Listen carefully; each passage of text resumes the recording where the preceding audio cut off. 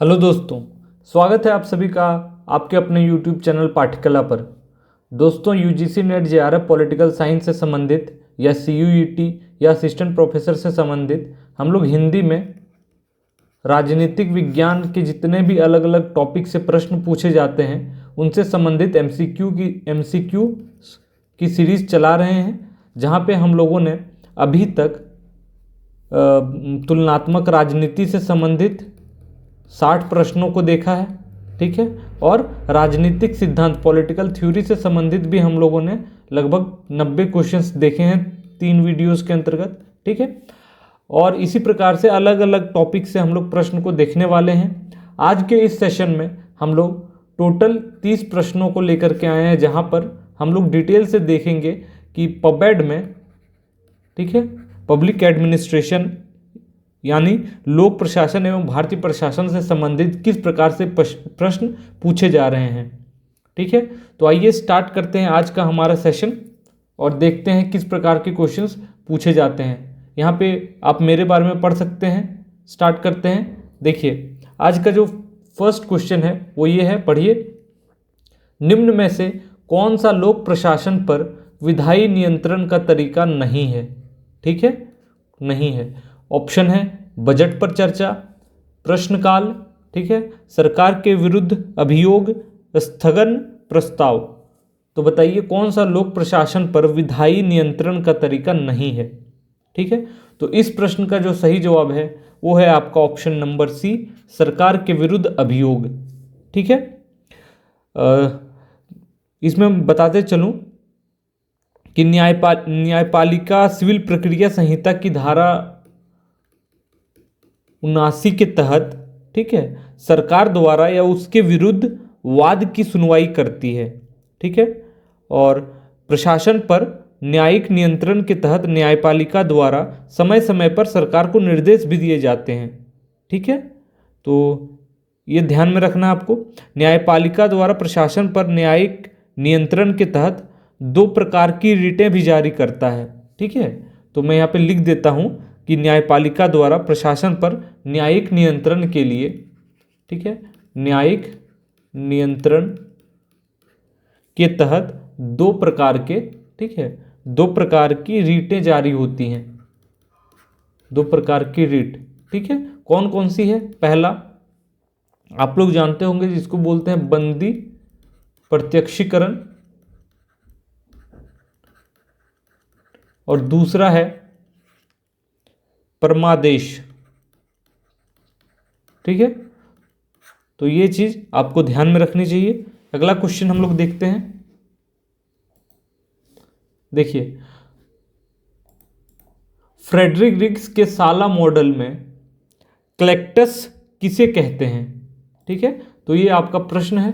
यहाँ पे देखिए, फ्रेडरिक रिग्स से संबंधित है, उन्होंने जो साला मॉडल दिया उनसे संबंधित। ठीक है, तो उनके जो साला मॉडल है उनमें क्लेक्टस किसे कहते हैं? ऑप्शन है निचले स्तर की नौकरशाही जिसे आधुनिक तकनीक का ज्ञान नहीं है, उच्च स्तरीय सामान्य नौकरशाही, तीसरा है वे हित समूह जो अर्ध परंपरागत हैं किंतु आधुनिक तकनीक के ज्ञाता हैं, या डी उपरोक्त में से कोई नहीं। तो आपको बताना है सही जवाब कौन सा होगा। ठीक है, तो इस प्रश्न का सही जवाब है आपका ऑप्शन नंबर सी, वे हित समूह जो अर्ध परंपरागत हैं किंतु आधुनिक तकनीक के ज्ञाता हैं। तो कलेक्टस का मतलब ये हो जाएगा। ठीक है, तो आप लोग नोट डाउन कर लीजिए। जो भी क्वेश्चंस में कराता हूं उनको आप नोट्स के फॉर्म में लिख लीजिए, वो रिवीजन में काफ़ी ज़्यादा यूजफुल होंगे। ठीक है, तो इस चीज़ का आप लोगों को ध्यान में रखना है।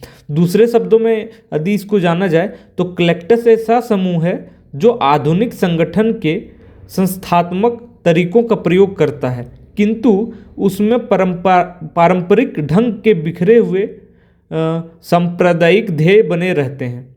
ठीक है, इस प्रकार का समूह एक कुटुंब नहीं है परंतु यह एक संस्था भी नहीं है। इसका ध्येय बहुत ही संकीर्ण या सांप्रदायिक रहता है। ठीक है, तो बस इसके बारे में जान लीजिएगा कि क्लेक्टस, या ऐसा भी पूछा जा सकता है कि क्लेक्टस किससे संबंधित है, तो फ्रेडरिक रिग्स से या साला मॉडल से, कुछ भी मिलाने को दे दिया जाएगा। तो आप लोग बस इसको याद रखिएगा। अगला प्रश्न देखिए, भारत में वर्तमान लोक सेवा निम्नलिखित में से किस प्रकार की नौकरशाही का नया संस्करण है? ठीक है, तो यह प्रश्न है। ऑप्शन है आपके अभिभावक नौकरशाही, योग्यता मूलक नौकरशाही, संरक्षक नौकरशाही या जातिगत नौकरशाही। तो यह तो बहुत इजी प्रश्न है। हमारा यहाँ भारत में वर्तमान लोक सेवा किस प्रकार की नौकरशाही का संस्करण है? तो ऑप्शन नंबर बी, योग्यता मूलक नौकरशाही।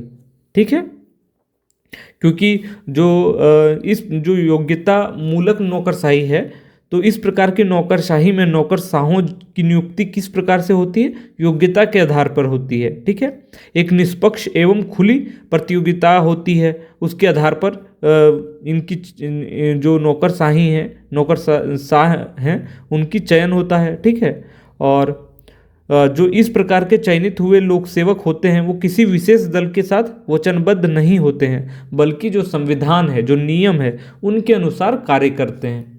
ठीक है, अगला प्रश्न देखिए। प्रशासन राजनीति की एक शाखा है। ठीक है, यह कथन किसका है?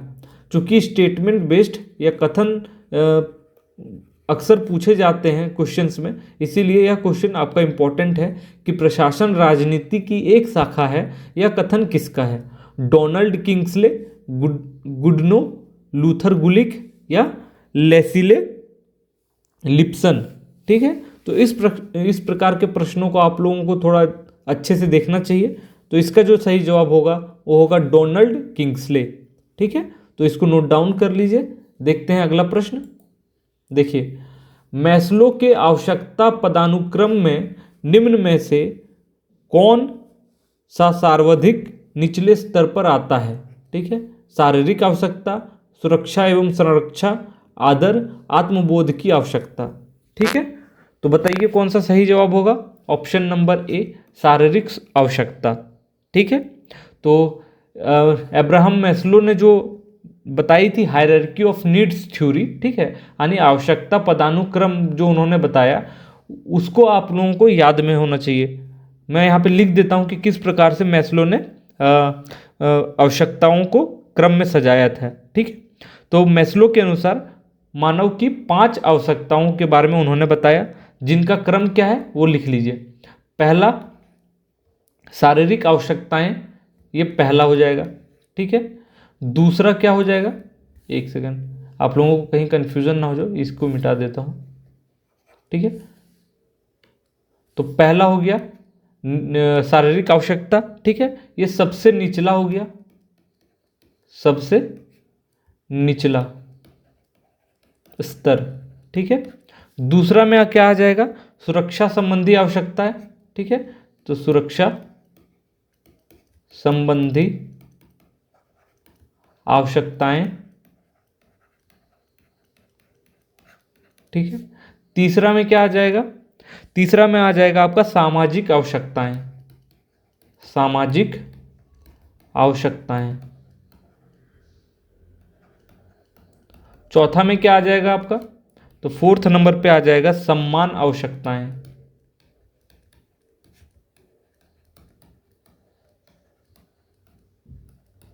ठीक है, 5वां में आ जाएगा आत्मबोध आवश्यकताएं। ठीक है, तो ये 5 नंबर पे आ जाएगा, और ये जो होगा वो हो जाएगा आपका सर्वोच्च स्तर पे। ठीक है, तो इस प्रकार से क्रम बनेगा आपका। ठीक है, तो इस चीज को आप लोगों को ध्यान में रखना है। अक्सर एग्जाम्स में अब्राहम मैस्लो की जो पदानुक्रम है आवश्यकता की मानव की, उसको पूछा जाता है। ठीक है, देखते हैं अगला प्रश्न। यहां पे देखिए, किसने नौकरशाही को अधिनायकवाद के एक नए रूप की तरह वर्णित किया है? ऑप्शन है लास्की, डाइसी, फाइनर या हेवार्ट। ठीक है, तो इस प्रश्न का सही जवाब हो जाएगा आपका ऑप्शन नंबर डी, हेवार्ट। ठीक है, तो लॉर्ड हेवार्ट है इनका नाम। इन्होंने सिविल सेवकों की बढ़ती शक्ति के कारण नौकरशाही को, ठीक है, उन्होंने एक पुस्तक लिखी थी, उसमें नवीन निरंकुशवाद या अधिनायकवाद कहा है। ठीक है, उनका विचार था कि प्रशासनिक निरंकुशता में निरंतर वृद्धि के कारण ब्रिटिश नागरिक अपनी स्वतंत्रता खो देंगे। ठीक है, तो इनकी द्वारा जो बुक लिखी गई उसके बारे में आप लोग लिख लीजिए, पूछा जा सकता है। इनका जो बुक है उनका नाम है न्यू, ठीक है, डिस्पोटिज्म, न्यू डिस्पोटिज्म, और यह पब्लिश हुई थी 1929 में। तो लॉर्ड हेवर्ड के द्वारा यह पुस्तक लिखी गई, ठीक है, और इसी में उन्होंने नवीन निरंकुशवाद, ठीक है, नवीन निरंकुशवाद या अधिनायकवाद कहा है, ठीक है, नौकरशाही को, ठीक है। तो देखते हैं अगला प्रश्न, आप लोग इसको नोट डाउन कर लीजिए। अगला प्रश्न है, चेस्टर बर्नार्ड के सिद्धांत के अनुसार निम्न में से कौन सा किसी संगठन के नेतृत्वकर्ता द्वारा आधिकारिक संचार हेतु आवश्यक शर्त नहीं है, ठीक है। तो बताइए, यहाँ पे ऑप्शंस देख लीजिए आप लोग। पहले, बोधगम्यता, संगठन के उद्देश्य के साथ निरंतरता या संभात्यता, चौथा है निरंतर पर्यवेक्षण। तो बताइए सही जवाब क्या हो जाएगा इस प्रश्न का। तो इस प्रश्न का सही जवाब हो जाएगा आपका ऑप्शन नंबर इसका सही जवाब हो जाएगा आपका डी, ठीक है, निरंतर पर्यवेक्षण। तो ये चेस्टर बर्नार्ड के बारे में हम लोग ने देखा, ठीक है, उनके द्वारा बहुत सारी शर्तें बताई गई, ठीक है, कि किसी संगठन के नेतृत्वकर्ता के द्वारा आधिकारिक संचार हेतु कुछ आवश्यक शर्तों के बारे में उन्होंने बताया, जैसे जब वह संचार समझता हो, ठीक है, इसका मतलब हो गया बोधगम्यता, जब वो संचार को समझता हो, ठीक है, संचार को समझता हो, पहला। फिर है उन्होंने बताया संगठन के उद्देश्य के साथ निरंतरता, ये हो गया। फिर तीसरा बताया जब वह संचार के अनुसार कार्य करने के लिए मानसिक और शारीरिक रूप से सक्षम हो, ठीक है, तो उसी को संभात्यता बोलते हैं। इसका मतलब क्या है, संचार के अनुसार कार्य करने के लिए वह मानसिक, ठीक है, एवं शारीरिक रूप से, ठीक है, शारीरिक रूप से सक्षम हो। तो ये चीज याद रखिएगा, सक्षम हो, ठीक है। तो ये 3 शर्तों के बारे में उन्होंने बताया चेस्टर बर्नार्ड ने, तो इसको याद रखिएगा। अगला प्रश्न देखते हैं, निम्नलिखित में से किसे आधुनिक प्रचलन प्रबंधन सिद्धांत का जनक माना जाता है, ठीक है। तो यह बहुत इंपॉर्टेंट क्वेश्चन है, इसको ध्यान से आप लोग देखिए। निम्नलिखित में से किसे आधुनिक प्रचलन प्रबंधन सिद्धांत का जनक माना जाता है, ठीक है। तो यहाँ पे ऑप्शंस देख लीजिए, Elton Mayo, H L. Gantt, F B. Gilbert या हेनरी फयोल, ठीक है। तो इस प्रश्न का सही जवाब क्या हो जाएगा, option number D, Henry Fayol, ठीक है। तो हेनरी फयोल ने ही इस सिद्धांत का निर्माण किया, उन्होंने ही यह सिद्धांत दिया, ठीक है। फयोल ने प्रबंधन के 5 प्राथमिक कार्य बताए हैं, ठीक है, इनके द्वारा 5 प्रकार के प्राथमिक कार्य बताए गए, प्राथमिक कार्य बताए गए प्रबंधन से संबंधित, ठीक है।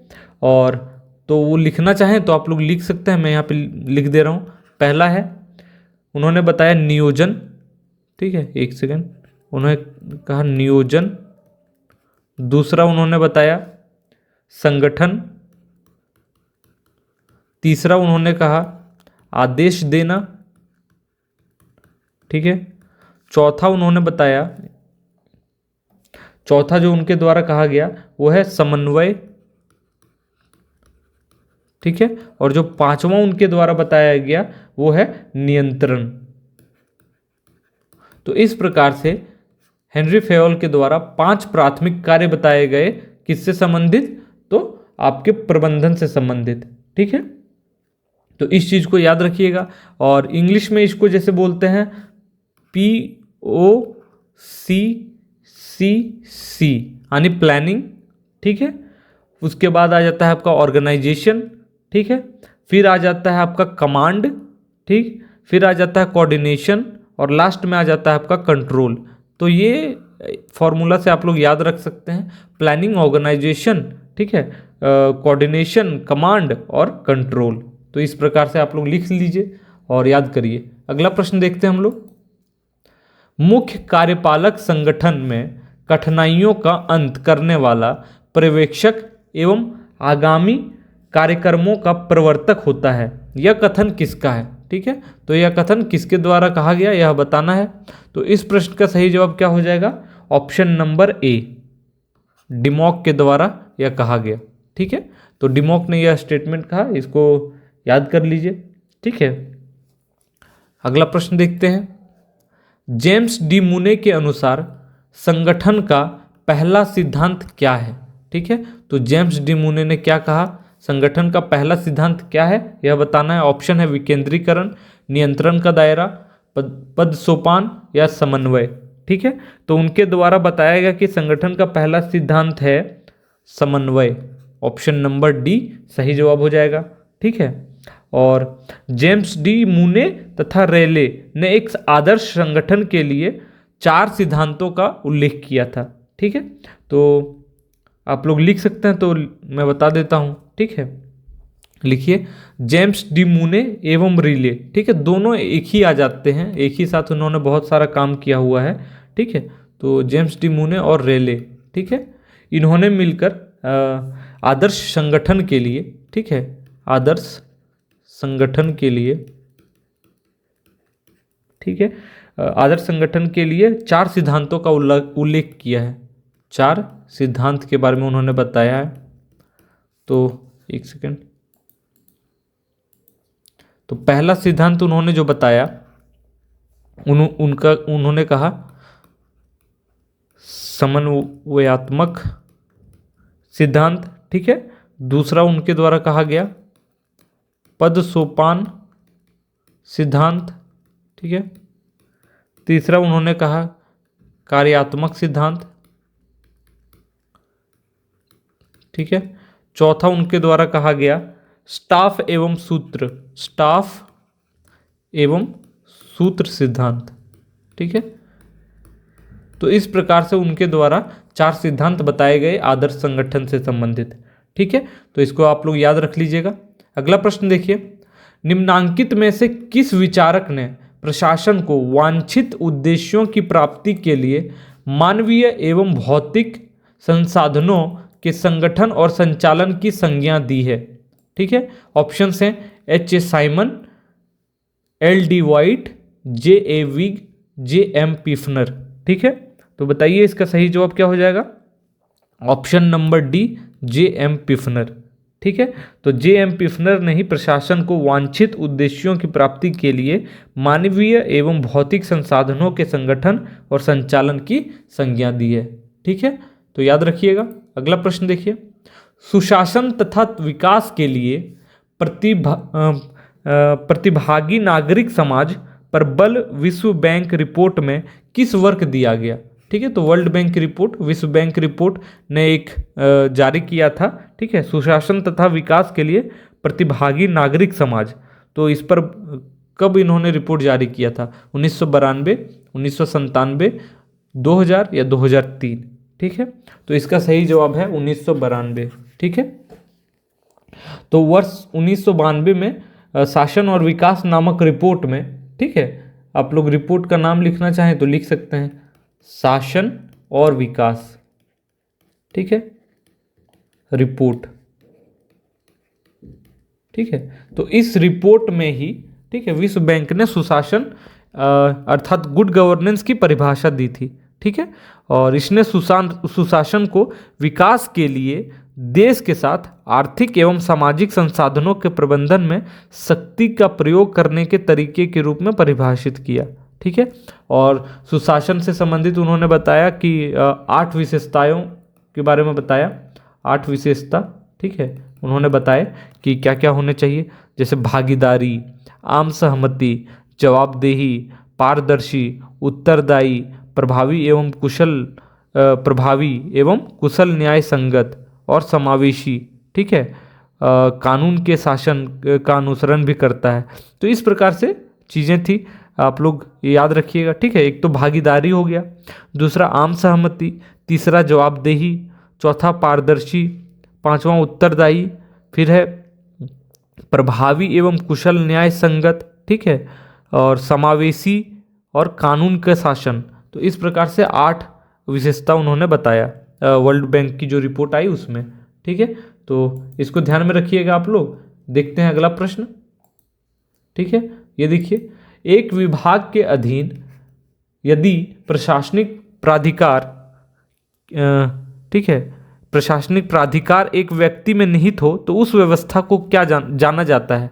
ठीक है, तो आयोग, ब्यूरो, परिषद या बोर्ड। ठीक है, तो एक विभाग के अधीन यदि प्रशासनिक प्राधिकार एक व्यक्ति में निहित हो तो उस व्यवस्था को क्या कहते हैं, ब्यूरो।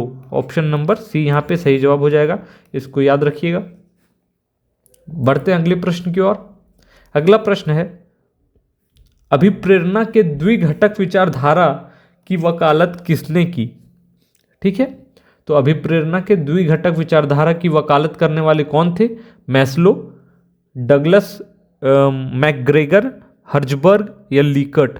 ठीक है, तो इस प्रश्न का सही जवाब हो जाएगा ऑप्शन नंबर सी, हर्जबर्ग। ठीक है, इन्होंने ही द्विघटक विचारधारा प्रेरणा तथा अभिप्रेरणा में अंतर करती है वो उन्होंने बताया। ठीक है, तो जो इनकी द्विघटक विचारधारा है वो किसके किसके बीच अंतर करती है, प्रेरणा तथा अभिप्रेरणा, इनके बीच में अंतर करती है। ठीक है, तो इसको आप लोग याद रखिएगा। ठीक है, और प्रेरणा को जनरली बाहरी तत्व माना जाता है, बाहरी तत्व माना गया है। ठीक है, और जो एक व्यक्ति दूसरे व्यक्ति को देता है, परंतु अभिप्रेरणा क्या है, एक आंतरिक तत्व है।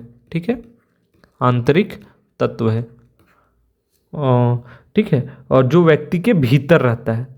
और एक चीज़ याद रखिएगा, जो मैकग्रेगर हैं, ठीक है, ये डगलस मैकग्रेगर, तो ये क्या है, ये हैं व्यवहारवादी।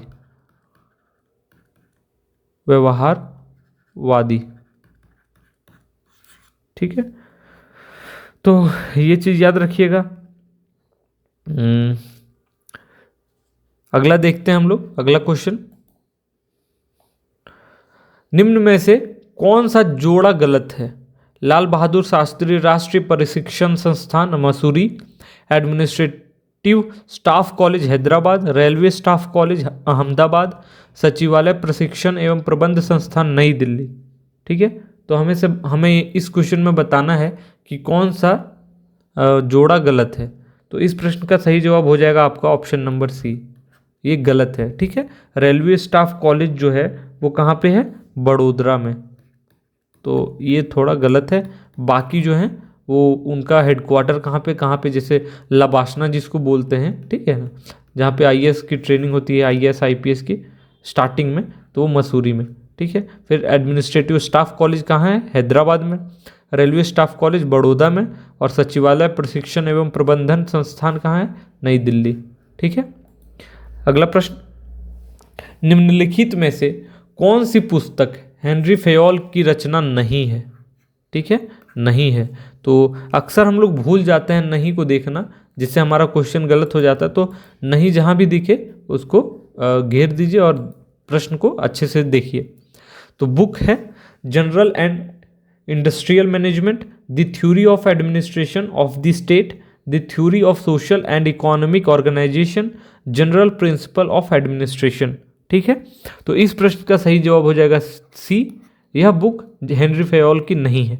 ठीक है, जो बुक है the theory of social and economic organisation, यह बुक किनके द्वारा लिखी गई थी, तो मैक्स वेबर।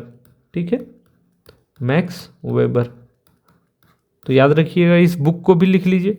ठीक है, बाकी जितने भी बुक है ये जनरल, ये वाला, ये और ये तीनों हेनरी फेयोल की है, तो इसको नोट डाउन कर लीजिए। अगला प्रश्न, निम्न में से किस प्रशासकीय अभिकरण के पास कार्य संपादन का एकाधिकार है। ऑप्शंस हैं सूत्र अभिकरण, स्टाफ अभिकरण, सहायक अभिकरण या उपयुक्त में से कोई नहीं। तो इस प्रश्न का सही जवाब हो जाएगा ऑप्शन नंबर ए, सूत्र अभिकरण। ठीक है, तो कार्य संपादन का एकाधिकार सूत्र अभिकरण के पास होता है। ठीक है, कोई भी संगठन का प्राथमिक कार्य सूत्र अभिकरण द्वारा संपन्न किया जाता है। ठीक है, तो ये चीज़ याद रखिएगा। और जो सूत्र इकाइयों का संबंध नीति के निर्माण से होता है, इनके हाथों में शक्ति होती है जिसके आधार पर ये निर्णय ले सकती है तथा आज्ञाएं प्रसारित कर सकती है। ठीक है, तो अगला प्रश्न देखते हैं अब हम लोग। किसका मत है कि आंतरिक संगठन, ठीक है, स्वायत्तता कार्यों या कार्य पद्धतियों किसी भी दृष्टि से लोक निगम विभागों अथवा ब्यूरो से भिन्न नहीं होते। ठीक है, तो यह मत किनका है? ऑप्शन है आपके रॉल्फ एसेटन, L D White, Herbert Morrison या गोरवाला। ठीक है, तो इस प्रश्न का सही जवाब है एल डी वाइट। ठीक है, उन्हीं का यह मत है। अगला सवाल यहाँ पे देखिए, हमें मिलान करना है। ठीक है, सूची 1 और सूची 2 दिया हुआ है। ठीक है, तो किनके द्वारा किस प्रकार के सिद्धांत दिया गया, तो वो हमें मैच करना है। ठीक है, यहाँ पे देखिए WF विलोबी हैं, MP फॉलेट हैं, मूने वोरेले हैं, हेनरी फेयोल हैं। ठीक है, तो इस प्रश्न का जवाब क्या हो जाएगा? आप लोग पहले यहाँ पे देखिए, MP फॉलेट के द्वारा सृजनशील अनुभव के बारे में बताया गया। ठीक है, मूने वोरेले के बारे में इन्होंने क्या दिया? संगठन के सिद्धांत दिया। ठीक है, तो यहाँ पे यदि देखें हम लोग, C का 1 होगा, C का 1 यहाँ इसमें है और इसमें है। ठीक है, एक सेकंड इसको थोड़ा जूम इन कर लेते हैं। ठीक है, ठीक है, और फिर B का 4 हो जाएगा, B का 4 इसमें है। ठीक है, तो इस प्रकार से B सही जवाब हो जाएगा। ठीक है, अब मिला लीजिए A का 3। ठीक है, A का 3 लोक प्रशासन के सिद्धांत WF विलोबी और हेनरी फेयोल ने औद्योगिक सामान्य प्रबंधन। ठीक है, तो इस प्रकार से यह मैच कर लीजिए और नोट डाउन कर लीजिए, अक्सर कहीं ना कहीं आपको पूछा जाएगा, तो ये बहुत ज़्यादा इंपॉर्टेंट है। इस प्रकार के प्रश्न आपको बहुत सारी जानकारियाँ इससे मिलती है। अगला प्रश्न देखते हैं हम लोग। किसने प्रबंधकीय संजाल की अवधारणा विकसित की? ठीक है, ब्लैक तथा व्हाइट ने, मूटन तथा सॉफेन ने, ब्लैक तथा स्मिड ने या ब्लैक तथा मूटन ने। ठीक है, तो आपको बताना है इस प्रश्न का सही जवाब क्या हो जाएगा। ऑप्शन नंबर डी, ब्लैक तथा मूटन ने। ठीक है, तो प्रबंधकीय ग्रिड की अवधारणा, ठीक है, या प्रबंधकीय संजाल की अवधारणा किनके द्वारा? ब्लैक तथा मूटन के द्वारा विकसित की गई। ठीक है, इनके अनुसार नेतृत्व शैली कर्मचारी अभिमुखी और उत्पादन अभिमुखी शैलियों का विभिन्न मात्राओं में मिश्रण है। ठीक है, और ब्लैक तथा मूटन ने क्या किया? 5 प्रकार की नेतृत्व शैलियों का प्रतिपादन किया है। ठीक है, तो लिखना चाहे तो लिख लीजिए, 5 प्रकार के, ठीक है, नेतृत्व शैलियों, नेतृत्व शैलियों का प्रतिपादन किया है। ठीक है, शैलियों का प्रतिपादन किया है, प्रतिपादन किया। कौन कौन से शैली इसमें लिखिए। पहला जो हो जाएगा वो है साधनहीन। ठीक है, साधनहीन संबंध। दूसरा है निरंकुश कार्य प्रबंधन, निरंकुश कार्य प्रबंध। ठीक है, तीसरा उनके द्वारा कहा गया कंटी। चौथा जो उनके द्वारा कहा गया वो है समूह संबंध, समूह संबंध। और जो पांचवा उनके द्वारा कहा गया वो है संगठन व्यक्ति प्रबंध। ठीक है, तो इस प्रकार से 5 प्रकार की शैलियों के बारे में उन्होंने कहा। ठीक है, नेतृत्व शैलियों का प्रतिपादन उनके द्वारा किया गया, तो इसको ध्यान में रखिएगा। ठीक है, अगला प्रश्न। अब मिलान करने को है लेखक और पुस्तकें। ठीक है, तो इनसे संबंधित हमारा क्वेश्चन है, हमें मिलाना है कि क्या कौन सा सही है। देखिए यहाँ पे अशोक चंदा S.E. फाइनर हैं। ठीक है, तो S.E. फाइनर के द्वारा एक बुक लिखा गया जिसका नाम था लोक प्रशासन की शक्ति। ठीक है, तो D का 1 हो जाएगा। ठीक है, और D का 1 यहाँ पे देखिए यही सही है, तो ऑप्शन नंबर C इसका सही जवाब हो जाएगा। ठीक है, तो आप यहाँ मिला लीजिए, A का 2 प्रबंध का दर्शन, फिर अल्बर्ट लेपावर्की, B का हो जाएगा 3। ठीक है, और डी का हो जाएगा 1, सी का क्या हो जाएगा 4, पर भारतीय प्रशासन। ठीक है, अशोक चंदा वैसे भी नाम इंडियन लग रहा है, तो भारतीय प्रशासन से संबंधित उनके द्वारा किताब लिखा गया। ठीक है, तो इस प्रकार से हम लोगों ने यह प्रश्न देखा, आप लोग नोट डाउन कर लीजिए बुक का नाम। अगला प्रश्न देखिए, भारत में वरिष्ठ लोक सेवकों के पदोन्नति के मामलों का निर्णय किया जाता है। ठीक है, किनके द्वारा? पदोन्नति यानी प्रमोशन से संबंधित मामलों का निर्णय किया जाता है मुख्यालय द्वारा, कैबिनेट समिति द्वारा, पीएमओ द्वारा या विभागीय पदोन्नति समिति द्वारा। ठीक है, तो इस प्रश्न का सही जवाब हो जाएगा ऑप्शन नंबर डी। ठीक है, तो विभागीय पदोन्नति प्रोन्नति समिति द्वारा किया जाता है। ठीक है, अगला प्रश्न देखते हैं हम लोग। और एक चीज याद रखिएगा कि वरिष्ठता के आधार पर जो पदोन्नति की शुरुआत हुई थी वो ईस्ट इंडिया कंपनी के शासन काल में ही हो चुकी थी। ठीक है, तो यह चीज याद रखिएगा। अगला प्रश्न देखिए, निम्नांकित में से किसने कहा है कि लोक प्रशासन के अंतर्गत शासन से विशेषकर केवल कार्यपालिका पक्ष से संबंधित कार्यों को समाहित किया जाता है? लूथर गुलिक, एल.डी. व्हाइट, डब्ल्यू.एफ. विलोबी या मार्शल? ठीक है, तो इस प्रश्न का सही जवाब क्या हो जाएगा? ऑप्शन नंबर ए, लूथर गुलिक। ठीक है, तो इसको ध्यान में रखिएगा, उन्हीं के द्वारा यह स्टेटमेंट कहा गया। ठीक है, और अगला प्रश्न अब हम लोग देखते हैं। अगला प्रश्न है, उदासीनता के परिक्षेत्र की अवधारणा का संबंध है। ठीक है, तो इस परिक्षेत्र उदासीनता के परिक्षेत्र की अवधारणा का संबंध किससे है? अभिप्रेरणा से, प्राधिकार से, नेतृत्व से या निर्णय निर्माण से? ठीक है, तो इस प्रश्न का सही जवाब हो जाएगा ऑप्शन नंबर बी, प्राधिकार से। ठीक है, तो यह ध्यान में रखना है आप लोगों को। और